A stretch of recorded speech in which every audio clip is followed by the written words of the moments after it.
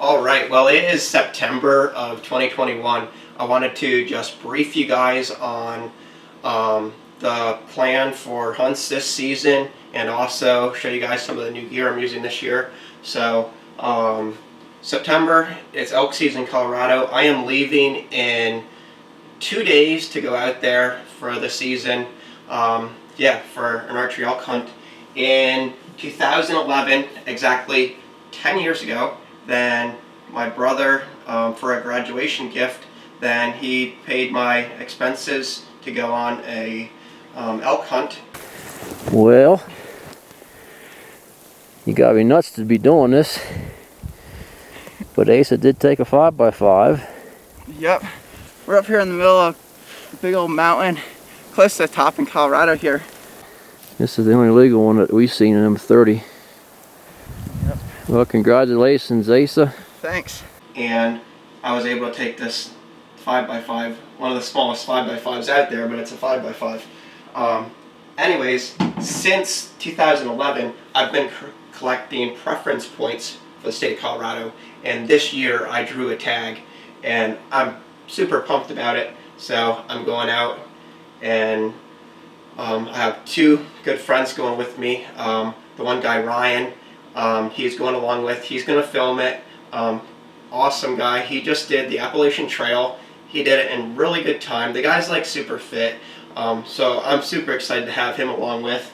And then I'm really bad at calling elk. Like, I try, but, and like, I actually called and had a hunter sneak in on me the one year doing an over-the-counter hunt, and he was convinced I was an elk, but I think I'm terrible at calling. So a friend of mine, then I've hunted with him a little bit 2 years ago, and awesome guy, and I'm super excited to hunt with him. So Tom, he's going to be going along with.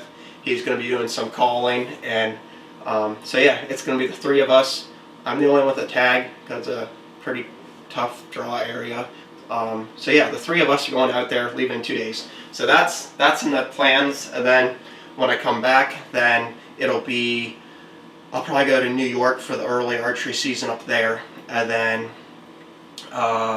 Columbus Day weekend up there, they have a special youth season where youth hunters can shoot buck or doe. It's a great opportunity for them. So I'm excited this year. One of my nieces is old enough for that, so she gets to go out, so we'll be filming that hunt. And then my coworker, his son is going to be coming up with, my coworker and their son are coming up, and I get to take them out and film that hunt. So we have 2 hunts coming up there. And then my brother, he's going to be filming some this year, so he may have some content coming. He's an absolute killer, but filming is going to be a new thing for him, so we'll see how that goes. He's really good at getting on stuff, and so yeah, that'll be cool to see what content he comes up with. Then for late October, I'm sure I'll be in New York, Pennsylvania, probably hunting by myself some, but also with friends some. Then early November, like second week of November, then my buddies and I drew tags for southern Iowa. So we're going out there for the bow season. So I'm super pumped about that. I'm planning on filming my hunt, of course, and I'd like to get out with some of the other guys too while we're out there and film their hunts as well. My younger brother is going, kind of for a gift for him. I'm paying his way for this hunt. Yeah, just cause. So anyway, that's exciting. So gear. My bow here, I bought this bow in 2013. It's the Matthews, this is a Z9, the long draw bow. It's been a great bow. I've had it 8 years. I've killed like 30 deer with it, 10 buck, and like it's been really good. Anyway, I still use it. I'm still planning on using it and have it for a backup bow.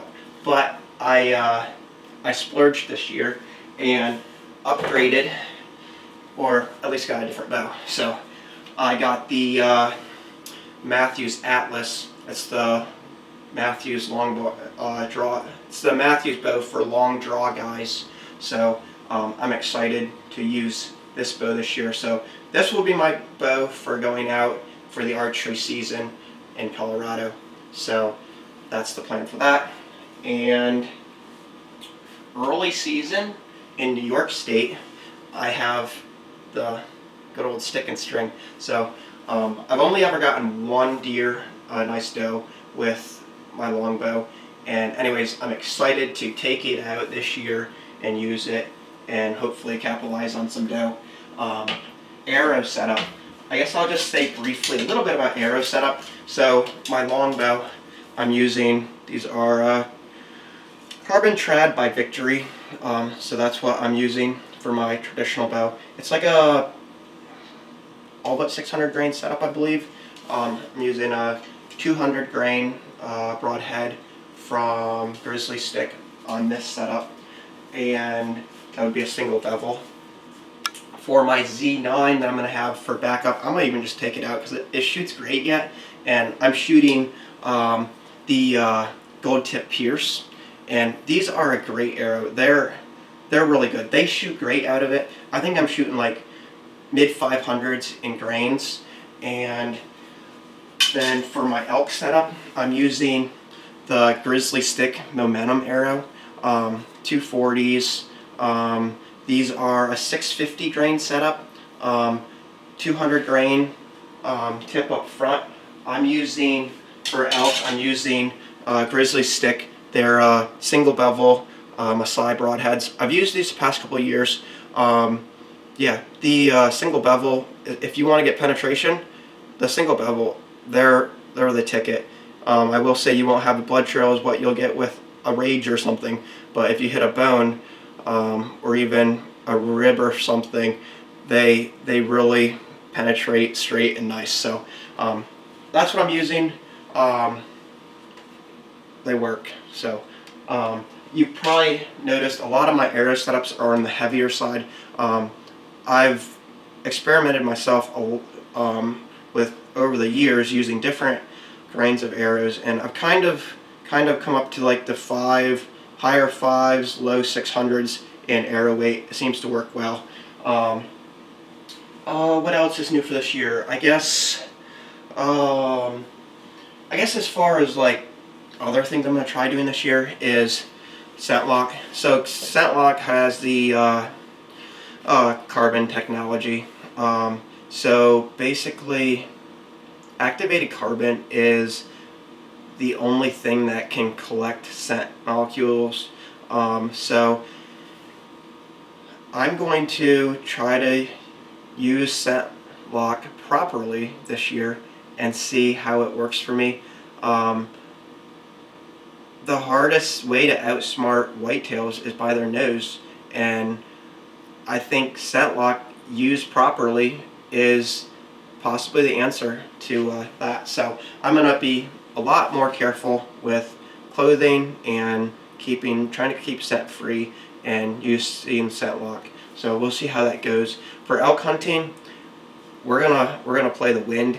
We're gonna be hiking. We're gonna be hot and sweaty, quite possibly. It's gonna be a hard hunt. So I'm not anticipating trying to like stay set free. Like that just won't happen in that type of hunt. We'll just be doing the best we can to keeping the wind in our favor and just outsmarting them that way.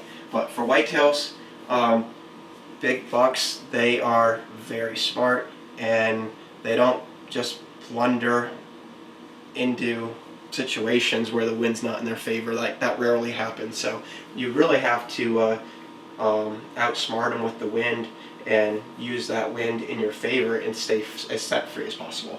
So that is pretty much the plan for this season. That's what my goal is to do all those hunts, Lord willing. And as far as gear, that's kind of what I have new for this year that I'm excited about. I ran a number of trail cameras this year, and I have pictures of several bucks that are, I think anybody would say they're a trophy class deer for the area, so I'm excited about that.